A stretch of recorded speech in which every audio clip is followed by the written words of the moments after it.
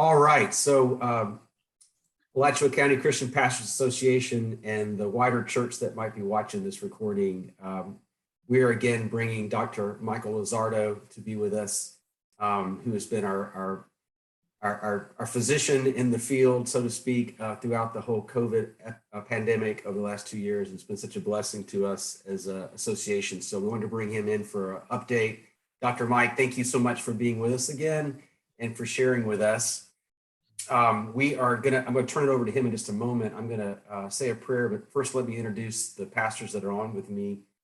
Pastor Destin Williams of Mount Carmel Baptist Church is with us to be one of the follow-up question askers after Dr. Lauzardo shares. And then also Chipper Flaniken from City Church is with us. And then I'm expecting Pastor Tim Jones from Open Door Ministries to also be joining us in a moment. So let's pray, and then we'll turn it over to you, Dr. Mike. So thank you again for being with us. Gracious Father, thank you for, Lord, all the gifts that your body needs to serve you in this world. We pray, Father, that you continue to bless Dr. Lauzardo for his role as just a person of peace and of knowledge. And Father, for such a time as this, we feel that he was raised up and connected to us as an association. Bless him and his family. Lord, bless the work that he continues to do at UF Health. Now, Lord, we just pray that you would bring clarity and that you would decrease fear and anxiety about the pandemic as we hear from Dr. Lauzardo today. We'll give you all the honor and glory and praise. And it is in Jesus' name we ask it. Amen. All right, Dr. Lauzardo.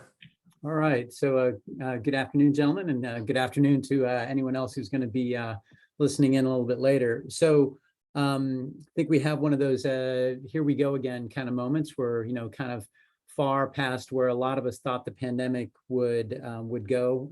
And yet we're still talking about surges and vaccines and medicines and all the different things that we need to do. And it's almost like a bad memory or a bad movie that just keeps showing up that you just can't get past. So kind of where are we right now? The numbers are going up across the country. They're not going up as rapidly as they have with previous surges. This was not unexpected. We know that this is to be expected for a variety of reasons that I'll kind of remind everybody about here in a little bit. The surge that's been going on has been going on as a result of a variety of different things. But we do know that until we can get a more longer lasting sort of immune response to COVID, more people are going to continue to get sick and get it again and get it again. However, that sounds much worse than what it really is, because we've got to keep in mind that even though that it's likely that we'll see an increase in the number of hospitalizations and number of people that get seriously ill, it's not likely to be as much as it was before. Now, like I always do, I always kind of couch all these comments in just saying that there's still, despite being 2.5 years into this, there's still a lot that we don't know, and that we're still learning day to day. So I don't want to sort of arrogantly say we know much more than what we do. There have been very few simple, straightforward answers, and that's something that we've learned. If nothing else, we've learned humility with I think every dose of information that we've been able to attain. So as this kind of rate goes up, you're going to be hearing two different things. People are going to be saying, that this is the sort of second Omicron or the different Omicron variants that are out there. Let me emphasize that, there are two things that determine how sick people get. It's going to be the factors related to the virus, things that we in the medical community refer to as virulence factors, or things that make the virus act worse. In other words, spreads easier, or makes people sicker, or causes a bigger immune reaction. And then there's stuff related to our immune system, our defenses. And the two kind of play together, and it's sometimes hard to know which one is playing a bigger role. The bottom line is that the more immunity there is in a given population or in a given community, the less sick people get and the less bad complications you get. Likewise, a virus can cause a change or can get changed in some way through evolution with the virus, and it may develop some new traits that allow it to spread faster or cause more damage. Both of those things are less likely. So what we're likely to see, and again, can't swear to this, but I mean, as best we can tell, is that we expect this peak to kind of go up and kind of go down pretty low. This might be a a time where we're going to see it over the next week or so is that we had a surge building right before a holiday weekend. And so we had a holiday weekend, a lot of people getting together, a lot of barbecues. Not all those barbecues were outdoors, and so a lot of them were indoors. So probably going to see a bump up in cases. But let's kind of keep some things in mind. There's a lot more immunity out there. Those who haven't gotten vaccinated have likely been sick 2 or 3 or 4 times. It is unlikely that the second, third, and fourth illnesses will be as bad as the first, although that certainly could happen. And there's still a lot that we don't know about the virus. But the bottom line that I really want one of the messages to be is that we're accumulating immunity as a community, right? So you either got it by the vaccine, which is the safest and best route to get it, or you've got it in a combination of having been vaccinated and get exposed, or you get exposed and keep getting exposed and keep getting it. So in those cases, we get a little bit more protection. And then those of us who have weakened immune systems may get a little bit more protected.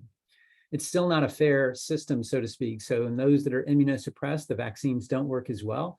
And those that are immunosuppressed, they still face some of the more serious complications related to this. And by immunosuppressed, I don't mean, Aunt Betty who always seems to have a cold.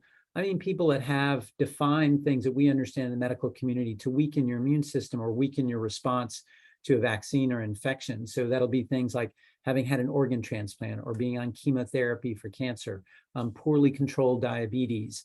These are things that we recognize as being things that lead you to be more susceptible and more likely to run into very serious problems. And also the elderly, because they're not going to have the same kind of immune response overall. And then that's going to put them at greater risk for complications, not just because they don't not just because they have other medical problems, but because they can't mount that same type of immune response. So overall, this is going to be a little bit more of the same, but just not as much, we believe. It'll be a little bit of a surge, and then it'll kind of come back down. Again, the messages have still been the same over the past year. If you've not been vaccinated and boosted, you should be vaccinated and boosted. You should have had at least 1 booster by now. Some folks, it's recommended that they get the second booster if it's been 6 months or longer since they've received that first booster or their third shot. And so in those instances, we would recommend that in people who are immunosuppressed and the elderly. The CDC changed their guidance and said that those 50 and older should get their second booster if it's been more than 6 months. This is a little bit less clear in terms of a recommendation, so you may see a little bit more differences of opinion here, but the CDC guidance is that people who are more than 6 months out and over the age of 50, regardless of other medical problems, should get that second booster.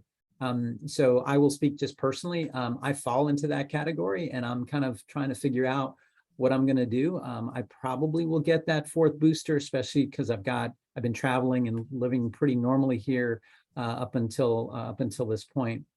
And obviously, if we talk about vaccines and we talk about boosters, the next conversation is going to be the dreaded mask conversation, right? So the masks. And so I think in this case, again, it's a little bit more of the same. I think if you're immunosuppressed or elderly and you're getting together, I think if you are an N95 or a KN95, you still take risks going out to church or going out to people's houses and visiting, but you're protected when you're wearing an N95 or KN95 if worn properly for the most part. And again, it's not a guarantee, but it's a strong protection. The average healthy person who's been vaccinated and boosted, it is now recommended by CDC in indoor spaces to be wearing masks in areas of high transmission. And right now, I believe that Florida is considered high transmission, and I think in particular Alachua County, if I'm not mistaken. I've got to look at those statistics here to be sure. And I think it's something that it's not absolute, right? I think it's something where the mask does several things, and this has been a very hard point to share with people, is that it's kind of like my umbrella analogy. It's like you go out in the rain, you got an umbrella, you still get a little bit wet, but it's not enough to be soaking wet and you don't have to change. So you can still go about your day once you've come from the car and the parking lot into the store, or into church or work, or wherever you're going. But if you didn't have that umbrella, you get drenched and you couldn't be in there because it'd be freezing and soaking wet and you'd have to go home and change. Well, the masks do the same thing. They kind of limit if you do get exposed to the virus, and if the mask isn't a perfect fit, you get some virus that gets in, but your immune system can handle it. Or if you don't get sick, if you get sick, you don't get really sick. It's that massive amounts of nonstop spread of the virus, which is really the problem that can really put some people, even with a normal immune system, over the edge. There's not a lot of science to support that, but we do know from other infections and other infectious diseases that that's the case. We refer to that, the medical term, as the inoculum, or how big a dose of virus you get. And that's where masks help, and they help quite a bit. And that's why we see benefits from using the mask, but we don't see benefits from the mask mandate, right? So in other words, there's a difference between those two things, what people do and what we want them to do. Those are two very, very, very different things.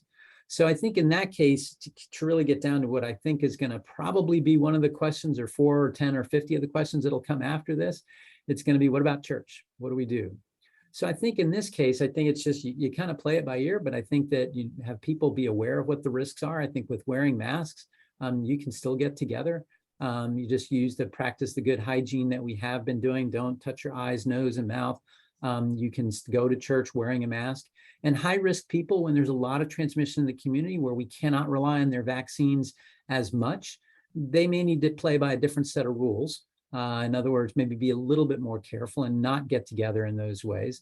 But for right now, I think it's not unreasonable for people, even high risk, to take some risks with wearing a mask. But again, it's going to be a personal decision, because even high-risk people that have been vaccinated, there are other medicines that now can make this a little bit easier for people to go through. Again, we're still dealing with a deadly infectious disease. We're still dealing with something that, even though the fact that we are all very comfortable with it, we're all very familiar with it, many of us have already had it, it's still a bad actor, right? And this is still hasn't finished taking lives. So we just got to keep that in the back of our mind, but also just recognize that we need to live. I think one of the big mistakes that medicine and public health has done is that we thought that our job was to eliminate and even to reduce risks. It's really not it. We do that, but we do that in the process of balancing risks, right? So we know from schools, for example, that, yeah, we can make it to where there's not a single case of transmission in schools, shut down the schools, keep kids out of school. But there's a downside to that, obviously, right? So that's an extreme example. So we have to find the balance to where we can caringly, if that's even a word, in a caring fashion and a loving way, where we can get together and be smart and listen to the best advice that's out there. There are new tools that we have that really sort of pluck away some more of those teeth that I've referred to before, this beast that's been eating a lot of people up. And that's the new medicine called Paxlovid. It's a medicine that is a good antiviral medicine that's been shown to prevent some of the more serious complications in those that are at highest risk, and also even shorten the duration of illness. The government is making it easier in terms of access. I think the medical community, we've been a little bit slow in getting it out there, but that's a medicine that is another tool that we have that can really weaken this virus in terms of, once people are diagnosed, to prevent them from really having the worst complications. So all in all, I mean, I think we keep getting in a better place and start putting this further behind us, but it's still a problem. And there are still people in our community that will get serious illness from this. Use your best sense. So when COVID is being spread in the community pretty high and at high rates like they are now, best to wear masks, limit how much indoor exposure you may have. And if you do go indoors, wear a mask. Make sure you're up to date with your vaccines and boosters. And if you do get diagnosed with COVID, contact your physician to be able to be put on this new medicine called Paxlovid, which really does make a difference overall. With this, I think we can just find the right sort of salad of different things that we can put together. You could tell it's near lunchtime. I'm thinking about food references, but kind of put together the right sort of ingredients for us to be able to keep ourselves safe and still be able to do those things that we cherish and that we know are very, very human, and that we need to continue to do that. So with that, I'll be glad to take any questions. I'm sure there'll be several of them, and I did my best to anticipate what you guys might ask, but I'll take whatever questions y'all might have. Thank you, Dr. Mike. I'll let Chipper or Destin, either of you want to ask a question. This is your chance. I'll let Pastor Destin go first. So good afternoon. Again, Dr. Mike, we appreciate you so much for your time and for your expertise. Pastor Farmer, thank you for putting this on and inviting us to be a part of the conversation. As it relates to church, I know for some, we've kind of dropped the mask. Do you think now, since the transmission rates now in Alachua County, Gainesville specifically, it's back high? Should we go back to that, or should we leave it optional? And not that we make it a mandate, because obviously we're probably not going to throw anybody out or tackle anybody in church, right. but just saying that this is the expectation. Should that be the expectation, or should we just leave it where it's optional? Yeah, I think I would just strongly encourage people to wear masks. Just kind of tell them a straight up conversation and say, hey, look, we dropped them. And I think it's been appropriate to drop, right? I'm still trying to figure out, what the numbers really look like. And I'm going to be looking at them this week to see if they're going to go up much. I think we're on the cusp of it making sense. On a personal note, and I could be wrong about this, most transmission that occurs isn't happening in bigger places, right? It's happening in homes. It's happening in cars. It's going to be tight breathing spaces. Most churches, knowing all three of your churches, actually, Pastor Alex, I don't think I've been in your church, but anyway, but most churches are going to be bigger open air spaces, right? They're indoors, but they're open. And so you may get it sitting close to somebody, breathing shared air together, but that's a much less likely than, hey, I had so-and-so over for dinner and they called me yesterday and said that they got diagnosed with COVID and they spent 3 hours over at the house. And then we just sat and talked on the sofa for 2 more hours. That's the more likely scenario. Or my son came home and he spent the weekend with us and, he was in his, slept in his old room and he stayed with it. That's where you're going to get it. Again, that's not to say that churches and publics and other places that you got in public are not a risk. They are, but they're not the big risk. The big risk is home, tighter spaces, cars. Those are the biggest ones. And so I think that I'm thinking out loud here. I mean, I think it's a judgment call. I would just say what the guidance is from the CDC and recommend that if you're immunosuppressed or elderly, strongly recommend that you wear a mask. That's recommended by the CDC right now. There's a fair amount of transmission in our community now. We hope that this transmission won't last very long. Safest for people to wear a mask. But if you're recently infected or you've been vaccinated or boosted recently, the risk to you is minimal and the risk to others around you would be minimal. Because to be honest with you, if someone's boosted and they get COVID and get over it, and then they come to church a week or 2 later, they're not going to spread it to anybody, right? They're not going to get it either. And so there's a downside to kind of doing the one size fits all. We learned that during COVID. So I think that's a key thing. One of the big messages I would say from the pulpit would be is that if you're sick or you think it's a cold, don't come. Just at this time, it's more right now, we're kind of moving to the point where if your nose is running, it ain't allergies, okay? It isn't just a cold. It's probably COVID again. So just stay home. That's probably the single most important thing we can do, because we kind of got all confused by people that were, being able to spread when they didn't have symptoms. And that's true, but that's the minority. The majority of people are sick and it, and they know it. So just stay home. And that's probably the best thing for people to do. Stay home if you're sick and kind of go from there. Do you think there's a greater risk for home gatherings, say for like small groups and that sort of thing? Should we be more concerned with those since those are in the homes? Yeah, I think that's, to me, is the bigger risk. And I say that because nothing against Sunday mornings and pastors, but that's probably where the most discipleship happens, the most fellowship happens. That's kind of the more, I don't want to say more meaningful, but personally meaningful, right? Because these are people that you're really connected to. But that's probably a greater risk. So there, I would just put the added kind of footprints that y'all know each other, what the risks are. It's best if you could be outside if you do meet like that. And just even on the porch, kind of get outside in the yard or in the porch or do something at a park, whatever. That's probably better for right now. And then just kind of let this time kind of pass. And then also, if you've had it recently and if you're boosted up and all set, then it's a judgment call to kind of decide what you want to do with that. Chipper, let me throw it over to you. Do you have a question for the doctor? Oh, sure. Yeah. Thank you again, Mike. Yeah, no problem. Great. And that's great. Thanks for those questions, Destin. Those are helpful. Yeah, I kind of a couple of things that come to mind. One, I just thinking as a pastor, what would be, I guess I've been wrestling more recently with what are some ways to help people, like the social psychology element, to help people take it seriously and consider to think about it well, but also not be sort of unduly mentally absorbed by it. I guess that's been a growing concern, now that we're well past 2 years. I think I saw a newspaper article was like, it's basically like, should you be worrying about COVID again? And I just saw that. I'm like, I think we need to try to figure out a way to not, worry every 2 months to the point where it's causing mental distress. And so I guess navigating that, what would be some good things to tell people?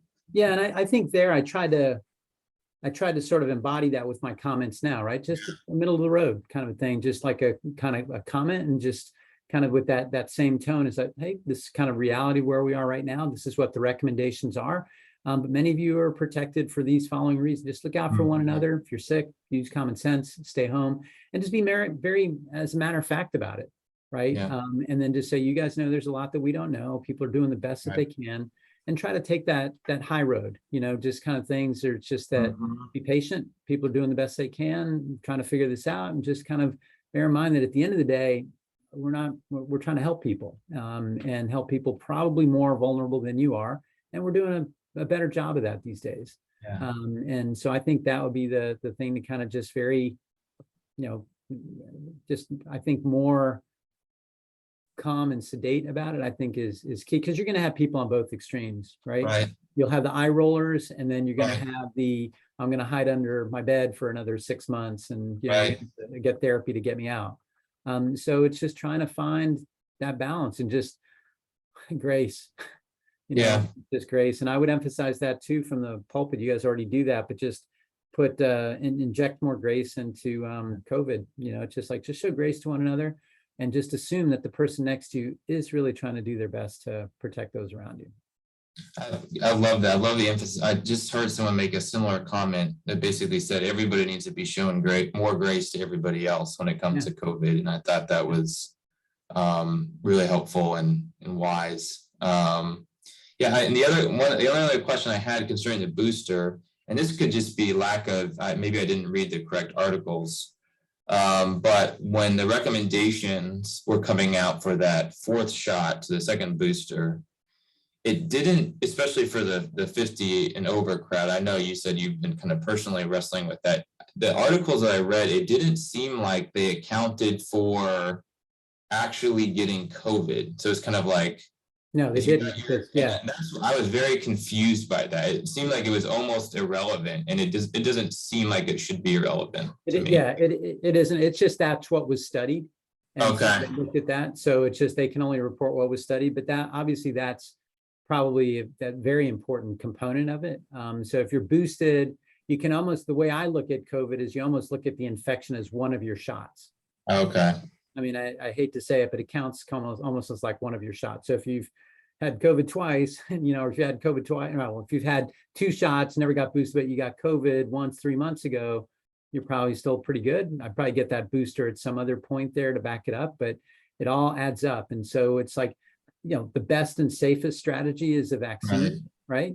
But we know that of the commercially available vaccines that are out there for all different things, the COVID vaccine is the newest and probably the least effective, but probably has the biggest impact. It has saved hundreds of thousands of lives, right? I mean, it's just, and probably globally millions of lives, right? But it kind of stinks, right? Because for the most part, it's going to last about 6 months.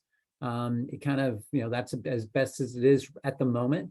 The next generation vaccines for COVID will probably be a lot better. But in the meantime, we just got to kind of deal with it until we get enough immunity that is 6 months enough. And that's kind of where I'm at. I'm trying to figure out, can I ride through this wave and then just get it every year? Or am I going to have to do every 6 months for a little while? And I'm trying to sort through that. I'm kind of landing on the fact that I'm pretty sure I'm going to get my 4th shot here in the next week or so. Okay, that's really helpful. So for and I know there's not like necessarily going to be an official thing here, but I know quite a lot of people that had 3 shots and then got COVID like February, when we were having the Omicron kind of surge, we really hard, January, February. So maybe for those folks, they're thinking a 4th shot, If In they the fall. fall within the, like fall maybe or something Again, in like. the fall. Yeah, that's what I would do. If I had gotten COVID, I would be not so worried, and I'm not worried. So let me just Right. back up a little bit, because right now, just kind of, this has been in a comparison that's been abused, right? Because it was tied to a political ideology, and people Mhm. said this is nothing more than the flu, right? And that was toxic and poisonous and straight from the pit of hell, as far as I'm concerned, when that was first kind of came out. But the reality now is that when you look at the death rate from the current variant, Omicron, whatever number it is, 2B or whatever it is.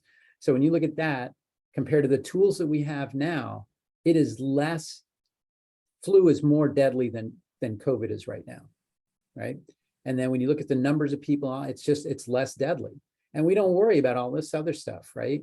And so if we did not know and hadn't gone through the last 2.5 years, I guarantee you, for the majority of your friends who've been vaccinated that you just described that story, you wouldn't have known anything, nor would they, because they would have said, I had a cold for a couple of days. Now they're conscientious people. They get tested. They know it was COVID. Right. It's in the context of a pandemic. It does have the ability to kill people, but you wouldn't even known, because why?